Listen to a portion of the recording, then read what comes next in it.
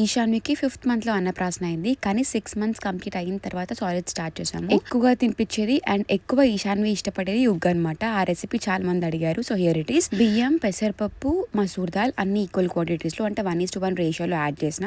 6 months టైంలో అయితే మసూర్ దాల్ తక్కువ వేసి పెసరపప్పు ఇంకా బియ్యం ఈక్వల్ క్వాంటిటీలో వేసిన అనమాట.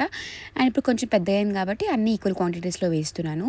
అండ్ ఇవన్నీ బాగా కడిగేసుకొని ఓవర్ నైట్ నానబెట్టేసుకోవాలి. నెక్స్ట్ డే మార్నింగ్ లేచి ఇదంతా కూడా మంచి డ్రై రోస్ట్ చేసుకోవాలన్నమాట. ఇట్లా కలర్ అయ్యేంత వరకు మంచి అరోమా కూడా వస్తుంది అనమాట. సో ఆ టైంలో మనం స్టవ్ ఆఫ్ చేసేసుకోవాలి. ఇప్పుడు ఇదంతా కూడా మిక్సీకి వేసేసుకోవాలి. ఏదన్నా మనకి గరుగు కనిపిస్తే ఫిల్టర్ చేసేసుకొని ఫైన్ పౌడర్ లాగా చేసుకొని ఒక బాక్స్లో పెట్టేసుకోవడం అనమాట. ఇది నేను బల్క్ చేయకుండా ఎవ్రీ 1.5-2 weeksకి చేస్తూ ఉంటా, ఫ్రెష్గా ఉంటుంది అని చెప్పి. అండ్ ఇక్కడ 1 spoon ఉగ్గుకి 9 spoons వాటర్ వేయాలి, 1:9 రేషియో లాగా. అండ్ ఈ కన్సిస్టెన్సీ వచ్చిన తర్వాత కొంచెం నెయ్యి వేసుకొని స్టవ్ ఆఫ్ చేసేసి ఇంకా సర్వ్ చేసేసుకోవడమే. స్టార్టింగ్లో అయితే కొంచెం లిక్విడ్ కన్సిస్టెన్సీ చేసుకోవాలి, రాను కొంచెం తక్కువ వాటర్ వేసి థిక్గా చేసుకోవడమే.